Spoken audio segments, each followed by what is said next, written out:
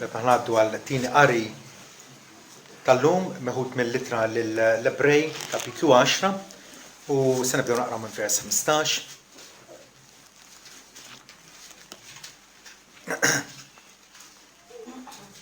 Sa 25. U ta' dan hemm xhieda wkoll l-Ispiritu Santu. Għax wara dan kien qal qabel din hija r-rabta jew il-patt li nagħmel magħhom wara dawk il-jiem jgħid il-Mulej, inqiegħed il-liġijiet tiegħi f'qalbhom u f'moħħhom niktibhomlhom. U fid-dnubietom u ħtijietom ma niftakarx aktar. Issa fejn hemm il-maħfra ta' dawn m'hemmx iżjed offerti għad-dnub. Mela ħuti billi għandna l-fiduċja li nidħlu fis-santwarju bid-demm ta' Ġesu, bit-triq ġdida u ħajja li hu fetaħ għalina minn ġolvelu jiġifieri ġismu. U billi għandna qasas il-kbir fuq id-dar tal-Alla, ħanersqu b'qalb sinċiera bil-milja kollha tal-fidi. Qlubna mnatfin minn kuxjenza ħażina u ġisimna maħsul bilma nadif.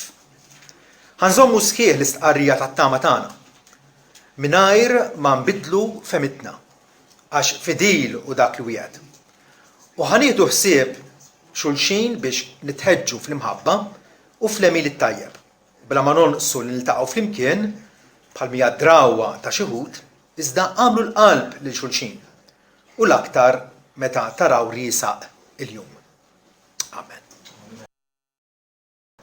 Il-Kardinal Roberto Bellarmin kien il-teologu personali tal-Papa Clement VIII. Kien raġel brillanti fil-ġenerazzjoni wara li bdiet il-riforma protestanta fis-seklu 16 u baqa' magħruf bħala teologu qawwi fil-Knisja Kattolika hekk li l-kotba tiegħu kien jikteb ħafna, kittib prolifiku, l-kotba tiegħu baqgħu l-istandard tal-tagħlim Kattoliku.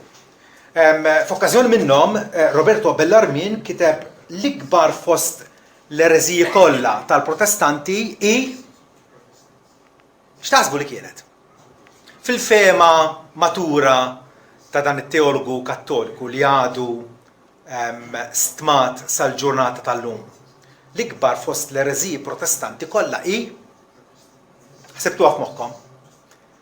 Per ma sibx tajtuha. Hija illi dawn il-protestanti jgħidu illi huma ċerti mis-salvazzjoni tagħhom. Insightful ħafna. Il-fatt li mill-ħafna nuqqas taqbil li hemm bejn il-Knisja Evanġelika u l-Knisja Kattolika, dan il-Kardinal Bellarmin naħseb laqat il-musmar fuq rasu għaliex meta jiena bħala Kristjan Evanġeliku ngħid illi appena mmut Alla se jilqani fil-preżenza tiegħu immedjatament u nafa din, nafa daqskemm naf fiċ-ċert illi x-xemx telgħet dalgħodu, din l-isqarrja tiegħi, din il-konfidenza tiegħi twaqqa totalment is-sistema Kattolika kollha kemm hi. Bħal House of Cards il-qattila biex ngħidu hekk, karta li allura kollox jikroll. Għaliex?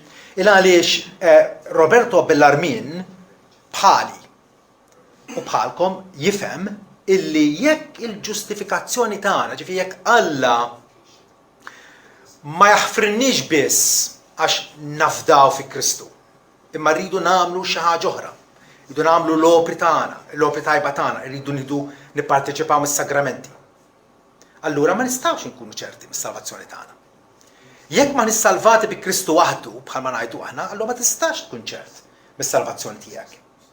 Jekk Alla ma jsalvanix bil-grazzja tiegħu waħdu mingħajr ebda raġuni fina nfusna, allura ma tistax tkun ċert mis-salvazzjoni tiegħek. Jekk il-fidi tiegħek jeħtieġ magħha jkun hemm l-opri illi dawk l-opri infushom jiksbu il-dritt ħanajdu hekk. Huma ħobbu jużaw il-kelma timmerita l-grazzja. Illi di xi ħaġa li għalina hija żgarratura ma tiftihemx. Ma tistax timmerita xi ħaġa li ma timmertajx fik innifsek. Timmerita l-grazzja.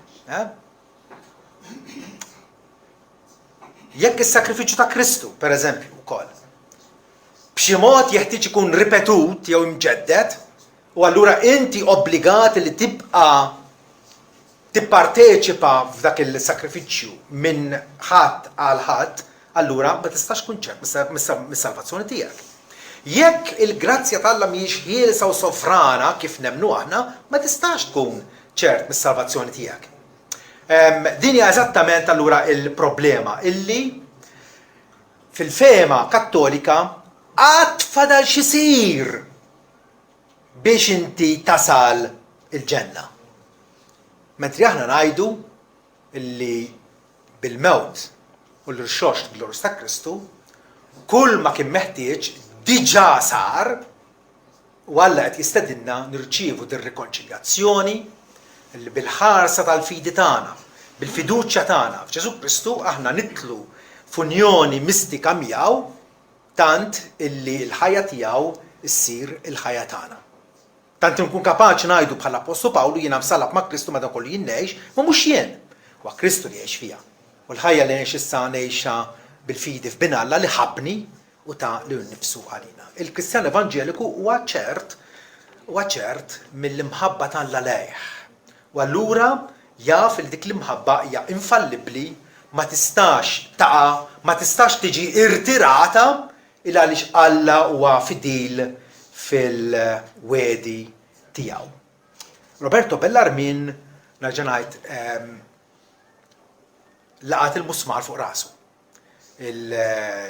Fil-widnejn kattoliċi illi aħna ngħidu li nistgħu nkunu ċerti mis-salvazzjoni tagħna għalihom hija dawa, hija arroganza, hija gburija.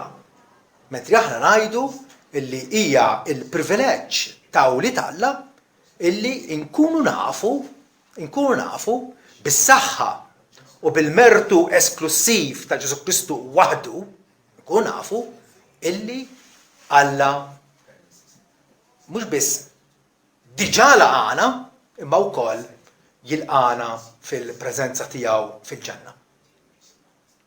Kwistjoni kollha hija Kattoliku jgħid qatt fada x'isir, aħna ngħidu kollox mitmum.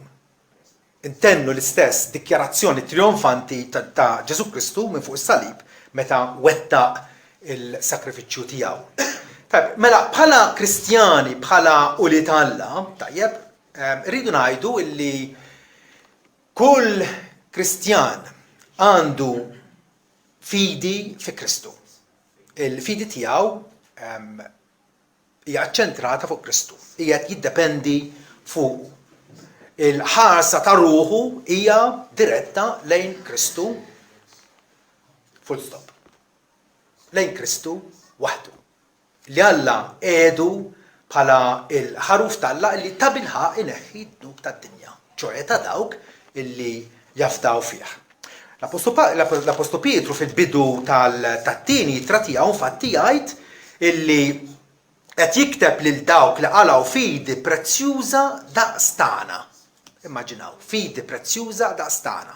L-Apostlu Pietru, tajjeb, li kien ħajdu hekk wieħed mill-mexxejja kbar tal-Knisja Bikrija, jgħid illi kwalunkwe Kristjan ieħor għandu fidi prezzjuża daqs tiegħu. Għaliex għax hija fidi mogħtija minn Alla nnifsu. Alla ħatar il-libnu Ġesu bħala l-prinċep tas-salvazzjoni tagħna biex jagħti l-indiema u l-maħfra ta' dnubiet lil dawk kollha illi jersqu lejh bil-fidi. Però fil-waqt li kull Kristjan għandu din il-fidi prezzjuża mingħand Alla, hija għotja mingħand Alla, tajb meta Alla jiftilna għajnejna, meta Alla idawrilna l-ħarsa ta' ruħna lejn Ġesu Kristu, dan huwa kollu x-xogħol tal-grazzja ta' Alla fina. Però mhux kull Kristjan għandu l-istess grad ta' fidi. Nifhmu din? Hemm min għandu l-fidi tiegħu għada dajfa, jew forsi għada daqsxejn tiġi malma aktar, tajjeb. Hemm min huwa assaltat bid-dubji, tajjeb. Mhux kull Kristjan għandu l-istess grad jew l-istess livell ta' fidi. Tista' tkun fidi ċkejkna, tista' tkun fidi kbira. Ġesu faħħa l-ċenturjun għal ma sibx fidi bħal din lanqas f'Iżrael. Però l-disċipli tiegħu stess mhux darba tnaqqalilhom ja nies ta' fidi ċkejkna, għalfejn iddubitajtu. Kienu disċipli tiegħu, ġenwinament disċipli tiegħu. Per ġustu qiegħed iċanfarhom minħabba l-fatt li huma ma afdawx biżżejjed. Fil-littra l-Kolossin infatti naqraw li Pawlu kien qiegħed jitlob għal dawn l-insara tal-bidu u jgħidilhom sabiex qalbkom titfarraġ u maqudin flimkien fl-imħabba u fil-għana kollu tal-konvinzjoni sħiħa tad-den jarfu l-misteru ta' Alla. Hemm dik il-ħaġa li aħna Pawlu qed isejħilha hekk il-konvinzjoni sħiħa tad-den illi l-fidi tiegħek tkun infurmata biżżejjed, tkun avvanzat biżżejjed biex inti tasal f'dik il-qagħda imbierka li tkun kapaċi tgħid onestament u sinċerament illi jiena naf illi għandi l-maħfra u naf illi din lotja mingħand Alla mhix se tittieħed lura, Alla tajjeli fejn hemm il-maħfra tad-dnubiet m'hemmx aktar offerti għad-dnubiet, għadna kif qarajnija fl-ittra lill-Lut u x'vera illi fejn qiegħed jassigurana illi Alla għamel patt magħna, qiegħed illi ġid tiegħu f'qalbna, f'moħħhom kitibhomna u fid-dnubiethom u ħtijietom jien ma niftakarx aktar. Kristjan jirraġuna illi l-weda tal-Alla ma tistax taqa' mal-art. Alla ma jistax jinsa il-weda tiegħu. U la darba qed jgħidilna hawnhekk illi fid-dnubiethom u ħtijietom jien ma niftakarx aktar, allura għandna il-fiduċja biex aħna nitlu fis-santwar, nitlu fil-preżenza tal-Alla. Kristjan kapaċi jasal allura biex jasal dik il-konklużjoni biblika illi jgħid jiena ġenwinament u verament nemmen illi bis-saħħa ta' Kristu u tiegħu waħdu għad nasal il-ġenna. U din mhijiex arroganza, imma konfidenza kwieta u tranquilla f'Ġesu Kristu illi huwa l-uniku salvatur tal-bnedmin. Fl-ittra lill-Lut infatti kapitlu 10 vers 35 jgħidilna tarmux mela l-fiduċja tagħkom li għandha premju kbir. Alla jridna nkunu nies fiduċjużi li nafdawh. Illi nafdaw fuq kollox l-ibnu Ġesu li huwa ħatru appuntaħ bħala salvatur tagħna. Imma wkoll fil-kelma tiegħu. Alla jagħti kelma u dik il-kelma hija ċerta. Ġesu jgħid ismewtu l-art jgħaddu. Ma klimi ma jgħaddix lil hemm. Hija kelma ċerta. Wallu m'għandniex narmu l-fiduċja tagħna f'Alla. Għax intom teħtieġu s-sabar ikompli jgħidilna biex wara li tkun għamiltu r-rieda tal-Alla taqilgħu il-weda. Taqilgħu l-weda, tkun tagħkom is-salvazzjoni sħiħa.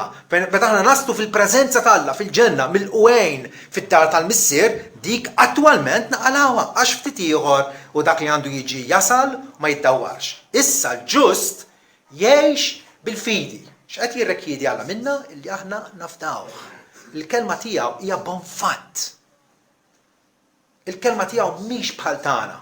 Ngħid xi ħaġa u mbagħad nibdel fehmti l-għada jew il-ġimgħa ta' wara. Il-ġust jgħix bil-fidi. Imma jekk wieħed jerġa' lura, Alla qed jgħid ruħi ma titaxxaqx bih. Isimgħu issa, maħniex minn dawk li jerġgħu lura għat-telfien. L-awtur lill-Lut qed jgħid aħna maħniex minn dawk li jerġa' jibdielna. Jaf fejn jinsab. Jaf ta' min hu. Bħal fil-katekiżmu ta' Heidelberg illi aħna għandna bil-Malti, l mistoqsija jgħidlek x'inhu l-uniku faraġġ tiegħek fil-ħajja u fil-mewt. Illi jiena minix tiegħi nnifsi, imma nappartieni għal Sidna Ġesu Kristu illi xtrani b'demmu stess. Dik hija l-fiduċja tal-Kristjan.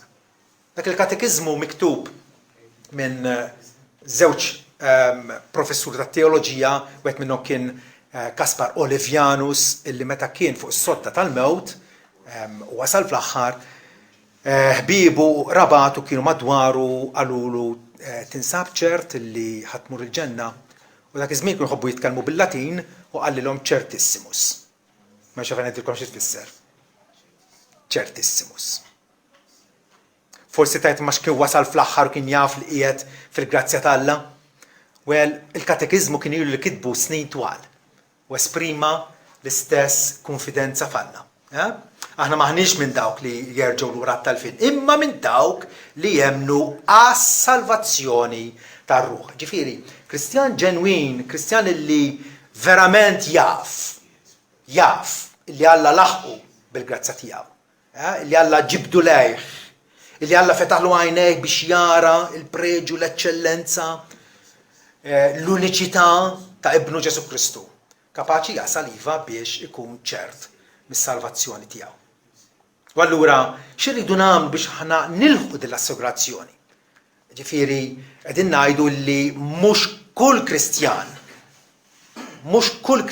huwa ċert, imma kull Kristjan għandu jkun ċert. Għandu jimmira, għandu jitlob lill-Alla biex jagħtih din il-ċertezza, dil-konfidenza, dil-assigurazzjoni li dwara qegħdin nitkellmu li l-Bibja tant u tant tirrikmandalna għas-serħan ta' ruħna, għal paċi fil-qalb tagħna. X'għandna nagħmlu allura biex nilħu din l-assigurazzjoni? L-ewwel nett irridu nħabirku biex nimxu b'kuxjenza tajba quddiem Alla. Il-għaliex hekk aħna qegħdin imbabsu mad-dnub u maħniex mexjin dritt bħala dixxipli ta' Ġesu Kristu, il-qalb tagħna tkompli tixlina illi aħna jew ipokriti jew maħniex nieħdu l-fidi tagħna bis-serjetà u allura ħambatu milli nilħqu dik l-assigurazzjoni ġvera.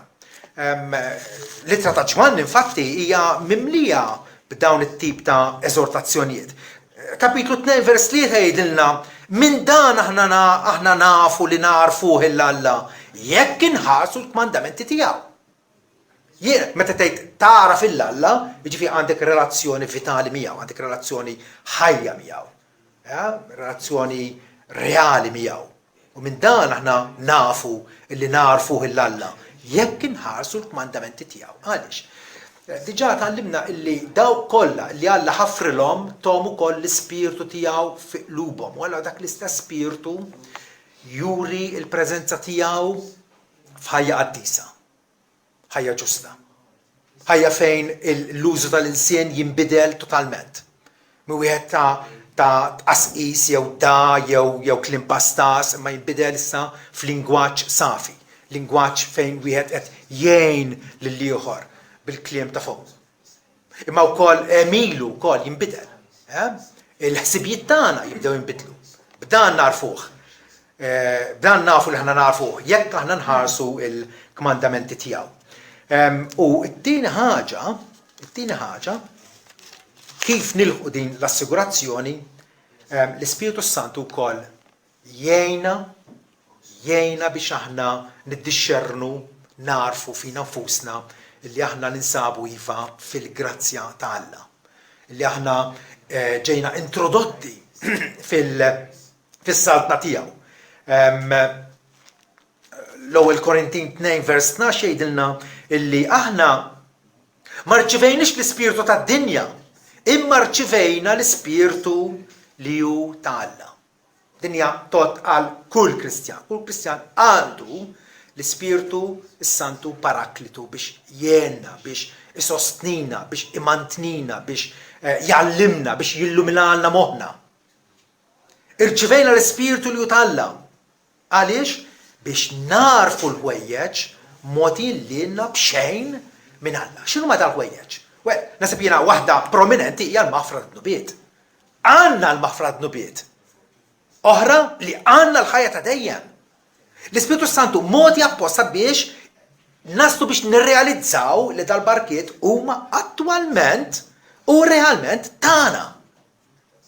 U allura dana ħajjejna biex aħna naslu għal din l-assigurazzjoni.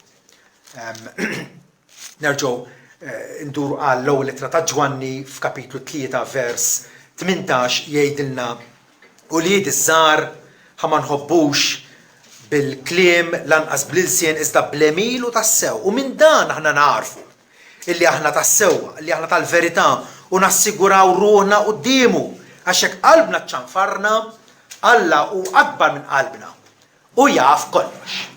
Anke meta nisbaljaw, meta notru fit-triq, qed jgħidilna Alla jaf kollox, Alla jaf illi aħna tiegħu, illi aħna nappartienu għalih. Xi ħaġa oħra illi tenna biex aħna nottienu jew niksbu din iċ-ċertezza ħelwa tas-salvazzjoni tagħna hija illi rridu nkunu ċerti li l-fidi tagħna hija msejsa fuq il-wedi tagħna. Hija mibnija fuq il-verità tal-wedi sodi ta' Alla, wedi illi ma jinbidlux, ma jiġux irtirati, imma ma wedi għal kull wieħed u waħda minn uliedu. Fl-ittra l-Ebrej, kapitlu 6, vers 11 jgħidilna li aħna nixtiequ li kull wieħed minnkom, difatti. Din ġif xi ħaġa hija l-ideal għal kull Kristjan, kull wieħed minnkom. Juri sal-aħħar l-istess ħeġġa għat-twettiq sħiħ tat-tama. Mhux li sempliċement tajt nispera li ħammur l-ġenna, jew hekk nimmaġina, jew taf kif, kultant kif nisimgħu xulxin nitkellmu, Alla jridna li b'konfidenza fi Kristu. Dik il-konfidenza hija konfidenza tajba. L-Iskrittura tgħid kull min jemmen fih ma jirex bil-mistħija. Dik il-konfidenza ma tiddiżappuntax. Għaliex? Għax hija konfidenza f'Salvatur effettiv. U allura rridu nuru sal-aħħar l-istess ħeġġa t-twettiq sħiħ tat-tama sabiex ma titażlux imma tixbħu lil dawk li permezz tal-fidi u s-sabar jirtu l-wedi.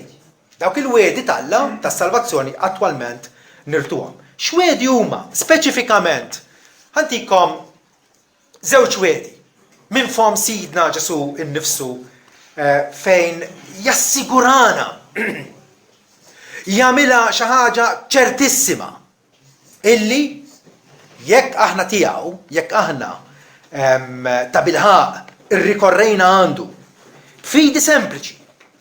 Tajjeb, allura nistgħu nassiguraw ruħna li aħna għandna wirt jistennina fis-smawiet. Ġwanni 5 vers 24 dana nistgħu nimmultiplikawhom dawn il-wedi, però għażilt dawn it-tnejn. Fejn Ġesu jgħid tassew ngħidilkom. Meta jgħid dawn il-preċiżi kelmiet. Tassew ngħidilkom. Ġesu ħajjed xi ħaġa importantissima hawnhekk.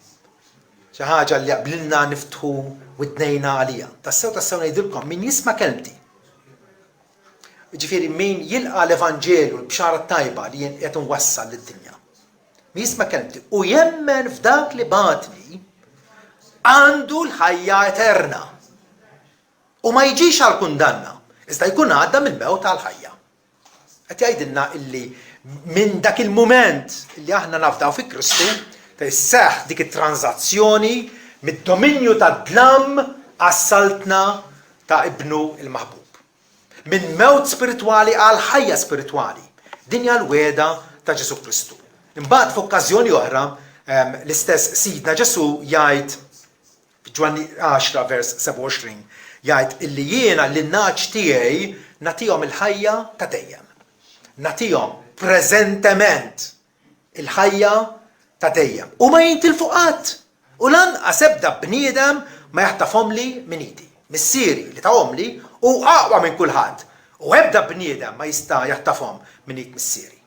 Jienu missieri ħaġa waħda aħna. Alla, Trinità il-Missier li benu l-Ispiritu Santu huma fi qbil bejniethom illi jagħtu l-ħajja lil nies niedma illi iduru lejn Kristu sabiex ipoġġu t-tama tagħhom fih. Ġesu hawnhekk qed jgħidilna nagħtihom il-ħajja ta' dejjem huma jintilfu qatt. Il-Kristjan illi għadu minħabba forsi li mhux mgħallem biżżejjed u maħabba l-fidi dajfa tiegħu għadu mhuwiex kapaċi jgħid b'kunfidenza illi jiena appena nispiċċa dal-pellegrinaġġ tiegħi fuq l-art se nkun fid-dar tal-missier l-istess bħal dak il-ħalliel mislub ma' ġenb Ġesu niedem appena appella lil Ġesu. Mulej Ġesu ftakar fija meta tidħol fis-saltna tiegħek Ġesu qallu tassew ngħidlek. Illum stess tkun il-ġenna miegħi. Dik hija l-istess pożizzjoni tagħna. Jekk aħna m'għandniex ċertezza, nkunu qegħdin ninġurjaw lil Sidna Ġesu u ngħidulu inti qatt mod, però jiena dir li mod ieħor. Għax qed jgħid ma jintilfu qatt. Ma jintilfu qatt. Nagħtihom il-ħajja ta' dejjem. Dawn mal-wedi li aħna rridu nsejsu l-assigurazzjoni tagħna fuqhom. Però jista' jkun illi jkun hemm xi ħadd li mhux vera jkun Kristjan, ħajdu jgħid jew jiftaħ li hu Kristjan u jgħid li huwa konvint mis-salvazzjoni tiegħu u jgħid li ħajmur il-ġenna u ma jkun veru xejn? Iva. Iva. Il-għaliex il-qalb tal-bniedem kapaċi tkun qarrieqa. Però il-fatt li jeżistu dawn in-nies u jeżistu bil-gżuz. Jeżistu bil-gżuz. Nies li mhux veru ma konvertiti. Mhux veru ma konvertiti, ma qegħdin iserħu forsi għax xi darba affermaw xi kard li tawilhom waqt xi evangelistic campaign, jew għax forsi qalu xi talba biex jirċievu l-Ġesu. U allura issa jaħsbu li saru Kristjani, però għadhom jgħixu l-istess stil ta' ħajja antika tagħhom. Ħajja karatterizzata mid-dnub u mid-diżubbidjanza li Alla. U jaħsbu dawn illi huma salvati. Ċertament huma mqarra. Ġeremija jafżana jgħidilna li l-qalb tal-bniedem hija mqarqa marida għal-mewt, imqarqa għal kollox. Min jista' jafda? Però ma jfissirx li minħabba dawn in-nies li qegħdin jabbużaw mill-grazzja tal-Alla, jew ħanejdu hekk qegħdin jingannaw biha nfushom, jien bħala Kristjan ġenwin ma nistax ikolli ċ-ċertezza tas-salvazzjoni tiegħi. Il-fatt li xi wħud qed jabbużaw mill-ikel ma jfissirx illi jiena nieqaf niekol. Nibqa' niekol u niekol kif suppost, vera? Bl-Ingliż għandhom l-espressjoni don't throw out the baby with the bath water. Żomm il-ħaġa tajba, tajjeb, u jekk ħaddieħor qed jiżbalja, qed jiżbalja. Infatti il-Bibja tgħidilna li ħafna nies jimmiżinterpretawha u jabbużaw minnha. Għax nkunu bħalhom. Ma jfissirx li ma nkomplix naqra l-iskrittura, ma nkomplix nirrifletti fuqha. Mhux veru. Ġifieri iva, hemm min din il-verità imbierka jabbuża. Ma jfissirx li jien allura narmija. Il-fidili kollha, il-fidili vera kollha huma assigurati il-ħin kollu li nsabu fi stat ta' grazzja? Le. Fost il-Kristjani hemm taħlita. Hemm nies li waslu hemm nies li waslu fi grad ola, vera? Infatti Ġwanni meta kiteb lill-kongregazzjoni jgħid qed nikbilkom uliedi żgħar, qed nikbilkom ġuvnotti, qed nikbilkom xjuħ, hemm livelli ta' spiritwalità. Alla għandu familja waħda, però mhux kull membru fil-familja tiegħu huma tal-istess livell. Però idealment dan il-privileġġ ta' ċertezza għandu jkun tagħna l-koll. Meta wieħed jindem idulen Kristu iħadnu bħala il-fiduċja unika tiegħu għal ġenna għandu jasal biex jikseb din ċertezza. Ġwanni kiteb il-Vanġelu tiegħu vera, fejn tagħna l-istorja ta' Ġesu irrakkonta 7 mirakli fid-dettall it-tagħlim ta' Ġesu u fl-aħħar jgħidilna għalfejn kitbu dan il-Vanġelu. U jgħidilna preċiżament hekk ara. Illi ħafna mirakli oħra għamel Ġesu quddiem id-dixxipli tiegħu li ma nkitbux f'dal-ktieb. Però dawn inkitbu biex intom temnu li Ġesu huwa il-Kristu, li Ġesu huwa il-Messija, l-unzjonat minn Alla, mibgħut bħala Salvatur tagħna. U li huwa wkoll bin Alla. U biex billi temnu ikolkom il-ħajja f'ismu. Ikolkom il-ħajja bil-ħila tiegħu. Għalhekk kitbu. U għalhekk aħna inqasmu il-booklets, il-Vanġelu ta' Ġwanni, għax nemnu kemm ta' bilħaq nies isalvaw meta jaqraw din il-ġrajja kif Alla bil-provi wera kemm iħobb lid-dinja. Għaliex għax ta' l-uniku ibnu. Għallek ħabb id-dinja li tallibu waħdini tiegħu biex kull min jemmen fih ma jintilifx. Iżda jkun ħajja ta' dejjem. U allura Ġwanni kiteb il-ġrajja ta' Ġesu biex aħna naslu ħalli nqedu l-fiduċja tagħna fih. U wieħed jista' jasa biex jagħmel hekk. Però ma jkunx għadu ċert mis-salvazzjoni tiegħu. U allura l-istess awtur Ġwanni fix-Xuħitu kiteb 3 osra. Fl-ewwel waħda minnhom kapitlu 5 vers 13 jgħidilna ktibt dan lilkom li temnu fl-isem tal-ben Alla, ġifieri lilkom li ħajdu hekk diġà smajtu bil-ġrajja ta' Ġesu u diġà ilqajtuha bħala t-tama tagħkom għall-ġenna. Ktibt dan lilkom li temnu fl-isem tal-ben Alla biex tkunu tafu illi għandkom il-ħajja eterna. Biex tkunu tafu. Tarbija ma tafx li qiegħda tgħix. Però tarbija qed tgħix daqsi. Jien naf li qed ngħix. Tarbija għad trid tasal għal dik l-għarfien dak il-tarif illi hija ħajja. L-istess ħaġa il-Kristjan. Il-Kristjan kapaċi jasal biex jikseb mingħand Alla il-ċertezza tas-salvazzjoni tiegħu.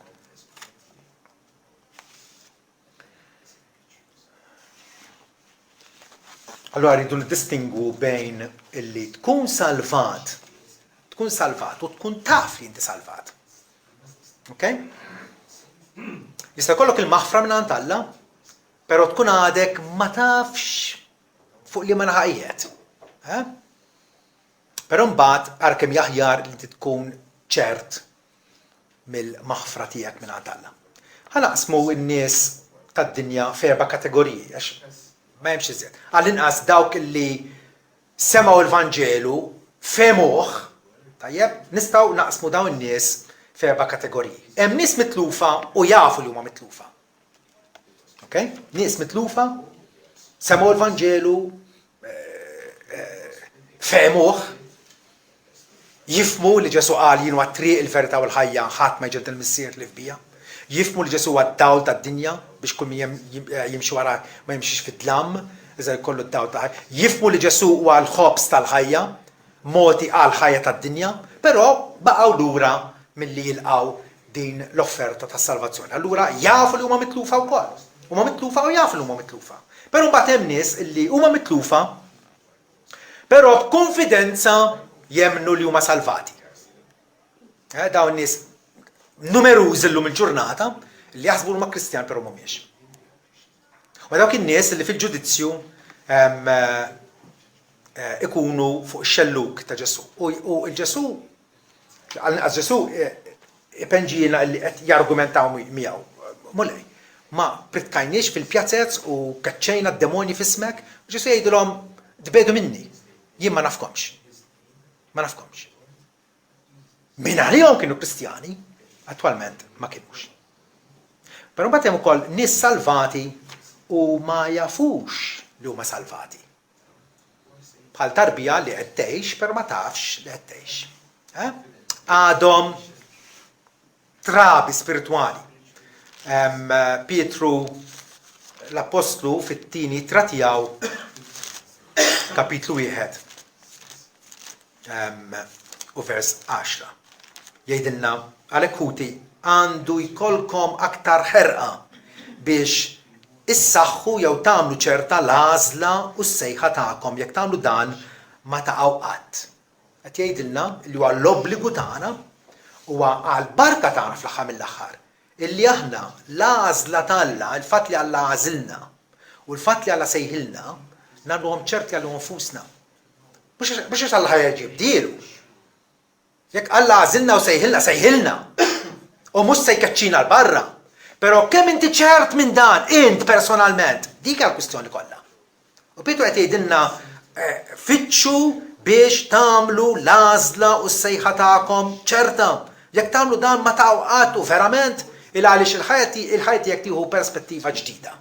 Meta inti taf illi int werriet tal-ġenna, illi int miexi fit-triq lejn Sion ten fuq hekk tingħatalkom fil-wisa daħla fis-saltna eterna ta' Sidna u Salvatur tagħna Ġesu Kristu.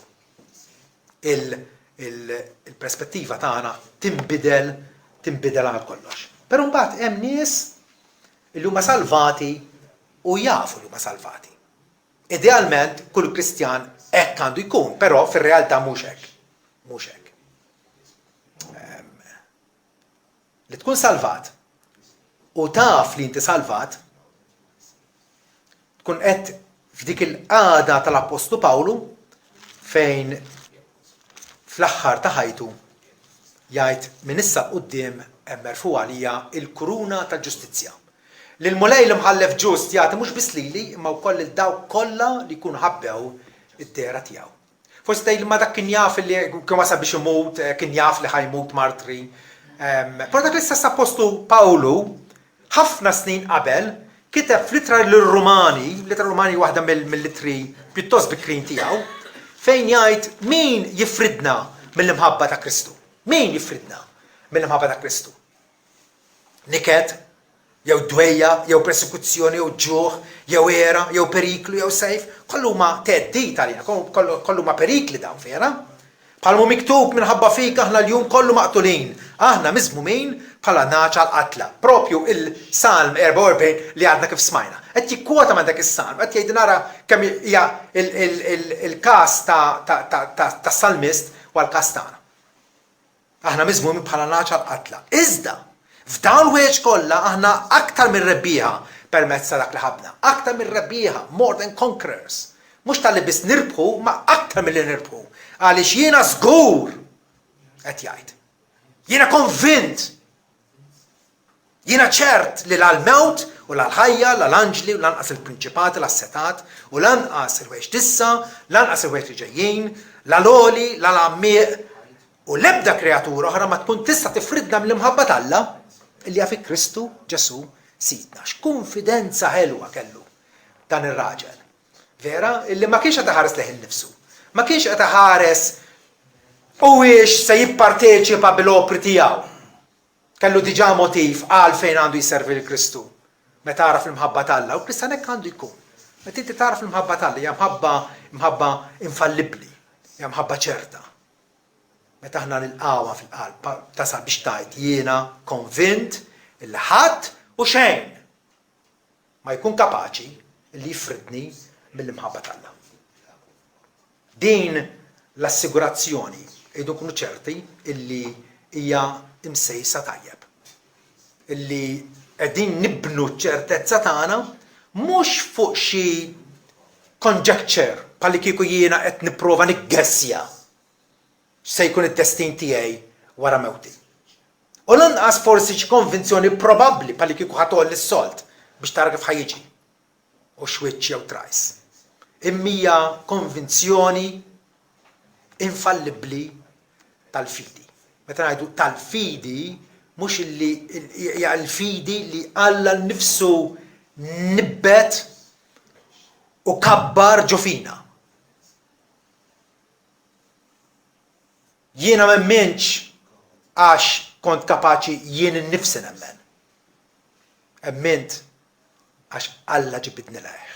Ħadd jgħid Ġesu ħadd ma jista' jiġi għandi jekk missieri ma jiġbdux u jiena nqajmu fl-aħħar jum.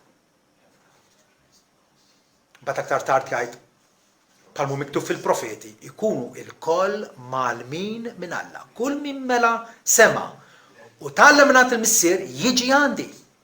Għalfejn mort għand Ġesu Kristu għax jiena smajt mingħand il-missier. Alla l-missier ħadem fil-qalb tiegħi. Jridu nfhmu din l-fidi mhix xi ħaġa li jien ikkrejajt jew jien ħloqt fiha nnifsi.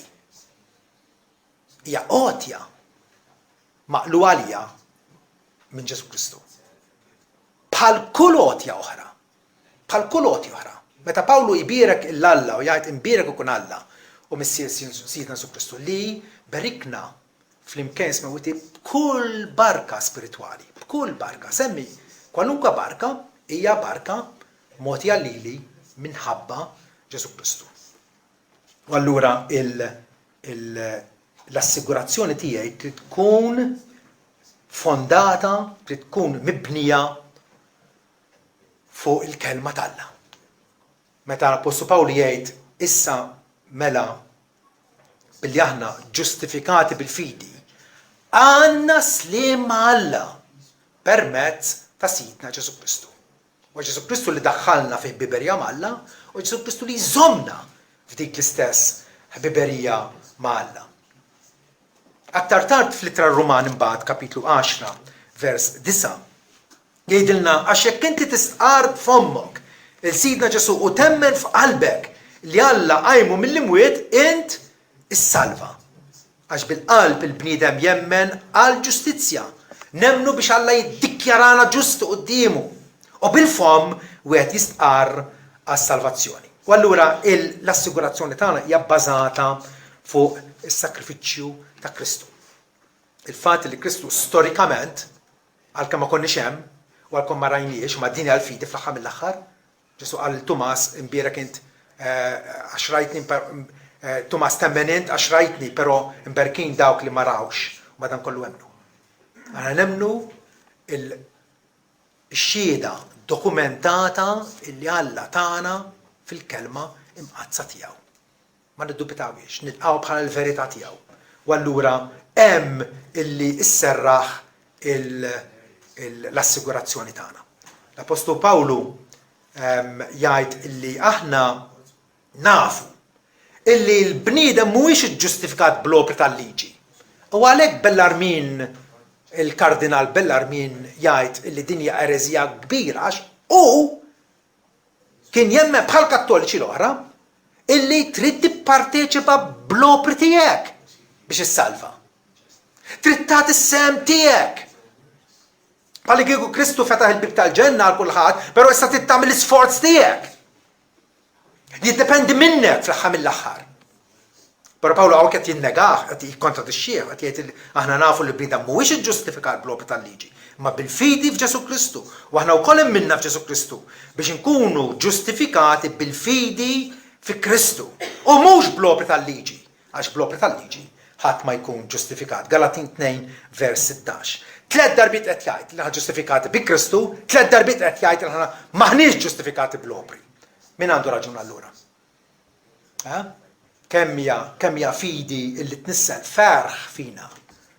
Kemm tnissel paċi fil-qalb tagħna meta nafu illi l-ħidma tal-Alla lejna hija waħda pożittiva u ċerta. Ovvjament dik l-istess ħidma tas-salvazzjoni tal-Alla fina tintwera, issir evidenti, ma tibqax moħbija jew non-esistenti, imma bil-kif inġibu ruħna, kif nimxu minn ġurnata għall-oħra, isir aktar u aktar evidenti illi aħna ta' bilħaq u li talla. Illi aħna qed nirrispondu għal dik l-imħabba tiegħu, kif billi aħna nħobbu lil xulxin. U allura dik l-evidenza ġewwenija ta' dak il-grazzi li Alla id-depożita fil-qalb tagħna jibdew joħorġu fil-beraħ aktar u aktar. Aktar u aktar.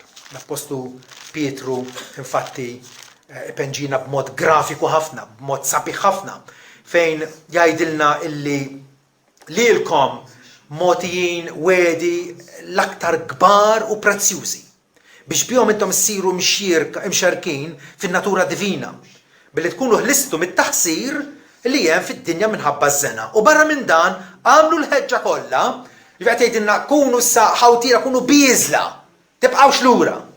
Milli iżidu mal-fidi tagħkom il-virtu. U mal-virtu żidu l-ħarfa, u mal-ħarfa ir-rażna, u mar-rażna is-sabar, u mas-sabar it-tjieba, u mat-tjieba l-ħbubija tal-aħwa, u mal-ħbubija tal-aħwa l-imħabba. U sata jibqa' sejjer iżid ħolqa moħra biex jurina illi l-fidi inevitabilment twassal għal ħajja ta' mħabba, ta' umiltà, ta' ubbidjenza għar-rida tal-Alla. U dan nagħmluh mhux għax bil-fors, imma x'huwa l-privileġġ tagħna. Huwa l-privileġġ tagħna. Inkomplu nitkellmu fuq dan il-realtà jekk għalejt il-ħadd li ġej. U forsi jirna xilna inwieġbu xi mistoqsijiet li forsi għadkom mhumiex inwieġba. Però l-aħwa nkunu qegħdin naħseb nimmissjaw barka l-aktar tremenda. Jekk aħna ta' bilħaq Kristjani u għadna ċaqlambuta, għad ma nafux x'se jsir minna. Kemm hija xi ħaġa sabiħa, kemm hija xi ħaġa imbierka li inti tkun kapaċi tajt bl-umiltà kollha.